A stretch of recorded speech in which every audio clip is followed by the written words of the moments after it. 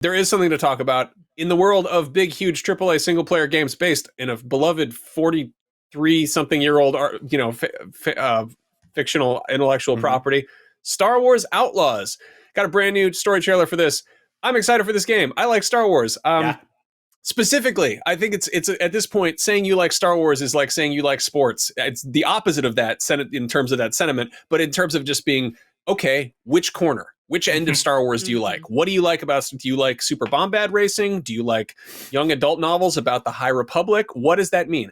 I specifically have always gravitated towards the weird, seedy back alleys, the wretched hives of scum and villainy, the criminal underworld element, specifically between Empire and Jedi. I feel like Shadows of the Empire was a huge, huge kind of thing that informed my early, consumption of Star Wars. I love Tales of the Bounty Hunters, Tales of Jabba's Palace, Tales of the Mos Eisley Cantina. I love these weird short stories about, gross aliens doing illegal stuff.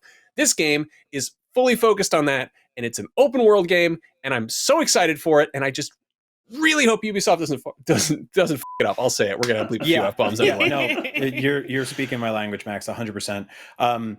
This is I believe it's the first game since Shadows of the Empire to take place in between Empire and Jedi, and Shadows of the Empire wasn't canon, and I'm guessing this is because it's allowed to exist, and Disney's pretty tight on that stuff these days. But yeah, I'm a geek for Jabba's Palace, right? And seeing the protagonist Kay Vess walk into Jabba's Palace, and there's Gamorrean guards and Salacious Crumb and Bib Fortuna, and they're all hanging out. Like, I love that. I love that whole, we've gotten several Jedi games. We've gotten several games where you do dogfighting and pilot ships and stuff like that. We got the Battlefront games where you do a little bit of all of that stuff, right? So I love that. I love that this is like a straight up third person open world action adventure game. It's got that sort of Uncharted climbing, and probably it's going to have skill trees and Ubisoft towers, and people give Ubisoft a lot of shit for the Ubisoft Tower stuff. I love that stuff. I'm loving it in Rise of the Ronin right now. Every couple of months or once or twice a year, I play a game that has a big map full of little dots, and I go to all the dots and I do all the fun quests and all the stuff, and it's just popcorn for me, and I adore it. I love it. It's bubble so wrap. much. It's a giant thing that has little things for you to pop and go, go over it. It is fun. I love a good open world Ubisoft game. When I say I don't want them to F it up, the thing I'm concerned about is I feel like Avatar Frontiers of Pandora looked like an ace in the hole. I was like, it's just going to be Far Cry with big cats. Cool. Big cats and mech suits and pterodactyls. I'm into it. And for whatever reason, it just didn't, it was missing that Far Cry hook. I don't know exactly what it was. I think maybe the fact you're encouraged to respect nature instead of shooting it with a grenade launcher. I'm not sure. But I was like, this seems like the most no-brainer, don't mess it up. And it was an all right game. Like, it wasn't, but it was missing whatever it was that always clicks for me about those games. I'm really hoping that this is just Watch Dogs 2 with Star Wars. Give me. Yeah. So I think we're setting ourselves up for failure with having that mindset. No. I think we're setting ourselves up for failure with that mindset, because yes, Avatar is very much still kind of Far Cry, but in space on Pandora. But it's also very different. For gameplay style. Yes, you're still traversing this open world, you're still finding things to do, but I think a lot of Avatar, on top of being the most beautiful game Ubisoft has ever made, I think it's just the prettiest when it comes to graphics and just art style. It is a game where there are lots of things to do, but they're less obvious. And I think that the thing that was what they were going with that one is they wanted you to actively kind of hunt and see things out and go a different direction. So it wasn't a one-to-one to Far Cry or Assassin's Creed or whatever game Ubisoft game you want to compare it to. So I think, yes, it's going to borrow some mechanics. It's going to borrow some features, some lessons that they've learned in these types of games. And same with Star Wars Outlaws. It's going to borrow stuff from Watch Dogs. It's going to borrow stuff from Assassin's Creed and Far Cry. But I think we'd be remiss if we just want it to be that game with the Star Wars skin. I mean, it's not going to be exactly that game. We know that there's space travel. It's going to be open world, but you're going to be jumping between different sandboxes, so to speak. I don't know how that's going to play out exactly. We've seen similar open world-ish areas in the Star Wars Jedi Survivor, where you hop in your ship and there's sort of fast travel, but those always felt more structured like a Metroidvania to me than a full open world. And in terms of sort of traversal, it's a little bit more, there's more hallways than fields, if that makes sense. Right. Am I misremembering? Am I not thinking that Outlaws is not going to have real-time space travel? I thought that it does. I believe it was in the gameplay trailer. Like you can get into your ship, and you're thinking of Starfield. Yeah, Outlaws definitely has it there. Like the 10-minute gameplay trailer they released last summer or whatever. I think you can they have like a space fight that you do that they had. Yeah, in that gameplay Kay goes trailer. from like swoop bike into her ship and then takes off into space, and then you're up there and you're dogfighting. Like that's and then you can fly to another planet if you wanted to. Yeah, or hyper jump, whichever. Yeah, I believe that's like something that the team is focusing on. They said that there's not free flying above the game's planets. Like it's not going to be No Man's Sky. Yeah, which is fine. There's going to be some spaceship stuff, but I imagine it's like, if I had to guess, it's we got to prep the engines for a jump to hyperspace, but you got to fend off TIE fighters while we're counting down to that or something. Yeah, that's what they showed in the gameplay trailer. So, which is fine by me. But yeah, I'm Jinx. I'm not. So I'll say like. Not to be nitpicky, but there's like little things here that like some of the character animations look like a little wonky to me. I'm not like super sold on like the human antagonist. Although his name is Slurvo. Sliro. Yeah, which is funny because that's like a very Hutt name, and I think Slimo is like a curse word in Huttese. Yeah, to Scrooty Dopot Slimo. Yeah, and what I also this is probably a stretch, but like he's wearing this like furry overcoat thing that kind of looks like what the stand-in for Jabba the Hutt wore in A New Hope in the deleted scene that they then comped in that really bad CG Jabba, when Han Solo steps on his tail and just like goes up and comes back down, that they did in the special editions in the late 90s.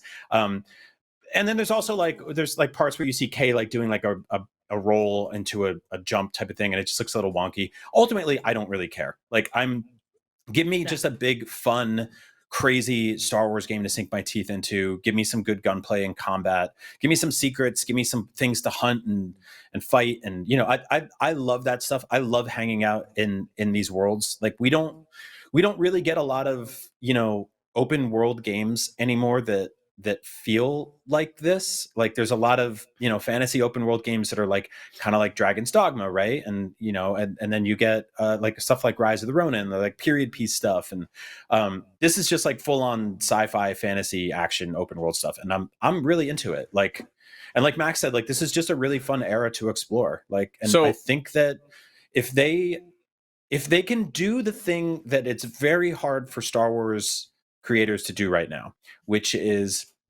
mostly stay away from the familiar. Like we've got the Jabba the Hutt in there and stuff like that, but like I don't need to see Luke Skywalker in this game. I don't need to see Darth Vader in this game. Like those guys keep popping up in all this crap. Like if you can make this story and focus on the Outer Rim, and you can focus on like the seedy underbelly and the crime world and stuff like that, and just play a little floor is lava with Luke and Leia. Han is obviously he's on ice in this one, so it's in carbonite. So yeah, stay away from that stuff. There is some, like I saw like one of the pre-order bonuses is like you can get Lando's cape for the main character. That fine. That's all that is cool, right? But I just don't need us to sort of just be like, oh, and here's Yoda. That's here again. I 100% agree. I think I like it sprinkled in, and when it's like it feels earned. Like Star Wars Jedi Survivor, last year had a big cameo at the end of one of the side quests that you had to earn by doing all that side quest stuff. I'm not going to say it here because I don't want to spoil it, and it's because it's one of my favorite moments for that game. But I like it when it's kind of sprinkled in and it makes sense in universe, and it's also not somebody who has been in everything and plastered all over. So I'm very happy when they do that. So hopefully they do walk that line well. But we also do know that, man, people pay when they want to see the big attractions when they go to the carnival. So no, I get it. That's I'm sick of the Star Wars galaxy being too small. Like I'm sick of it when it's like when familiar characters show up, and I get it, because you want to have Darth Vader as a fan favorite, whatever. But there's also I want some more C tier fan favorites. I want Boba Fett shows up everywhere. I love Boba Fett. He's cool. Give me Dengar. Mispronouncing an Iggy Pop song. Give me some Dengar. I want to see Dengar show up. Dengar is a toilet mummy. Give me some Forlom and Zuckuss. Give me some Boss. Give me some second stringers. Give me some of those guys. And in the context of an open world game that is, focused on the scum and villainy side of things, having some of those characters pop up is like, it's free real estate. I'm excited for a bunch of those very specific, basically us type of Easter eggs, like this kind of thing that we're after. And they're going to have some, more recognizable AAA people pop up. I mean, it wouldn't surprise me if Lando makes an appearance in his Tamtel Screech cosplay or whatever. But I got my cape on. Yeah, but he's going to be wearing that stupid helmet, and he's going to pull down the thing. I don't want to hear anything from anyone about how this game needs lightsaber combat. Like we have so many of those games. We got one last year. Like they made ones. two really good Star Wars Jedi games, and they'll probably make a third. We're good. It's fine. Yep. Yes. Like Andor was some of the best Star Wars we've gotten in ages, and it didn't have any lightsabers. It was great. Just people shooting each other in back alleys. Maybe that's not what people like Star Wars for, but it's what I like it for. Give me some. Me too. Give me some of that. That scum and villainy. That's what I need. So hoping we get that.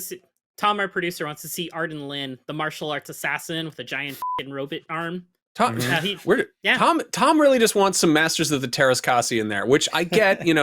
He pointed out that Cobb Vanth is basically Jodo Cass. We were talking about this before the call. Jodo Cass, if you're unfamiliar, is a guy who wound up with some Mandalorian armor and was cosplaying as Boba Fett. And then Boba Fett showed up and just, fragged his ass and then took his armor back, which is cool. But did you know in the original Star Wars canon that when Dengar got married, Boba Fett was his best man at the wedding? I don't know. Make that a side quest. Put that in the game. Dengar got married. Who married Dengar? He married a woman named Manaru who was blue, and they used a cybernetic link cable to they basically had to have avatar sex with like a USB cable between their heads, like Demolition Man sex. Kind of. Yeah. Does he unwrap his toilet paper before bed? Probably. Okay. Yeah. I don't know what he's got under there. What was under there? He's got a bunch. So he supposedly, he got in a swoop race with Han Solo on Corellia and got totally messed up in the crystal swamps and had to get horrible surgery. And he got underwater. He basically got like the Imperial Weapon X treatment where they turned him into a super soldier and he was like a cold, unfeeling assassin. Man, I missed that. None of that's real. It's all fake. It's extra fake now. You think you might get from some of the other IGN podcasts out there, but it's not this. This is exclusive. You're not getting this deep Star Wars lore. Yeah. No one else at IGN or any other PlayStation show anywhere is trying to unwrap Dengar in their minds. We're gonna show up. We're gonna talk shit on soccer, and then we're gonna talk more shit on the Earth Federation Force, and then we're gonna praise Dengar, one of the least popular Star Wars characters ever. Yeah, underneath all that toilet paper, there he is, dude. He's a beautiful man. Like, look at him. He's great. Wouldn't you just look at that guy after a long day and be like, "Hey, honey, come to bed. Take the toilet paper turban off and get in. Take off the weird vac metal that you stuck all over your body. Let's get you look cold. Let's cuddle." I want John C. Reilly to play him. I think John C. Reilly would do a killer Dengar. Yo, he actually kind of looks like John C. Reilly. Just like I could see. Yeah, I know. That's what I'm saying. Also, John C. Reilly line from Boogie Nights. He's like, people tell me I look kind of like Han Solo. What do you think? Like, how many times have you seen Star Wars? How much can you bench? Like that would be such a meta Dengar line. I don't know. He had such a tough time at the beginning of the COVID pandemic with the toilet paper shortage because everyone kept thinking it was him that took it all. So he would go into Woolworths and CVS and just get his ass kicked by everybody. just to be clear, we have like multiple meetings a week to plan a run a show, and at no point during the previous meetings were we like, there's no wall of text about Dengar. Matt Kim was like, I had other stuff to do, and I said I'd jump on the show with you. And he's just this was my mistake. I don't know any of them. You guys have just been talking for like 10 minutes about something. And I've just been like, oh. Okay. So he's like, is this English? There's two commenters who are like, this is great. More of that, guys. This is exactly what I come here for. And then there's like 40 who are like, stick to the news, you fucking asshole. And we're like, all right, we're doing like blocked and reported. That's why we gave the news first. Matt, what's your read on Star Wars Outlaws? What would make you give a crap about a new Star Wars game? Is this moving the needle for you? I'm curious kind of what your take is.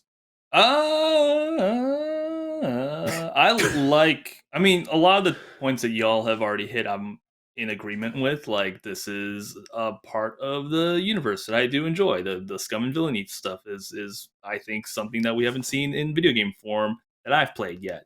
I've been playing a lot of Jedi stuff lately, and so this is a nice change of pace. I'm definitely in agreement with you about lightsaber combat. I do not need to play as another lightsaber character for, at least until the next Jedi game, So that'll be fun. Other than that, I don't know. I can't get over the fact that the main bad guy's name is fucking Slivo. Slivo? Sliro. Sliro? Yeah, Sliro. It was, I had to pause the trailer where they're like, "You're wanted by Sliro." And I paused it. I went outside. I laughed a little bit. I came back inside. I finished watching the trailer. I mean, so that was my main. It's not even in like the top 10 dumbest, totally on the nose Star Wars bad guys names. No, like, it's not. General Grievous is up there. Who's the dude on... General Grievous is a great name. It is a great name. But who's the guy in the Clone Wars? His name's like Chris Evil or whatever. Like, it's something so stupid.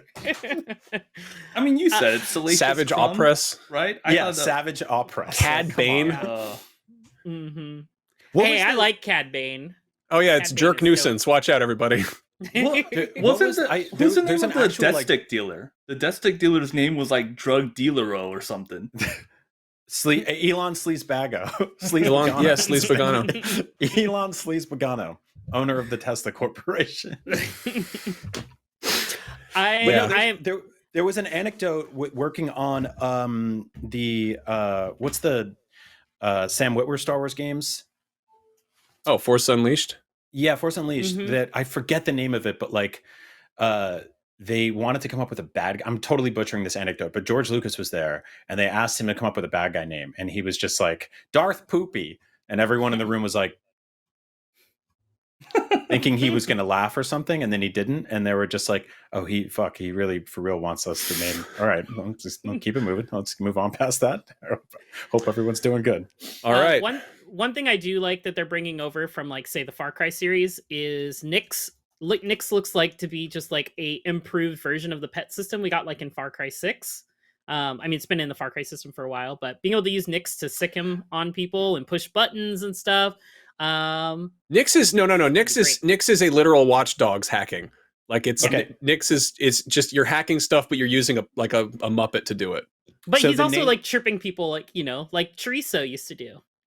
The name that George Lucas suggested for Vader's apprentices in The Force Unleashed were Darth Icky and Darth Insanius. So I will take Sliro over those because those are truly, truly horrendous. Hey, you know what, though? I don't blame him. He's put on the spot to come up with a cool name. We all know we've been in creative characters and like, what the heck am I going to name my character this time? And you're just like, just gonna name this first random thing that comes out of my head because I want to play the game and not sit here and stare at this empty bar. I think my last creative character I named Booze. Okay. Because I went to spell my name, then I took a sip of beer and I looked back and I was like, I don't care anymore, and just wrote exactly. Okay, so yeah, we talked about the Star Wars game. That's good.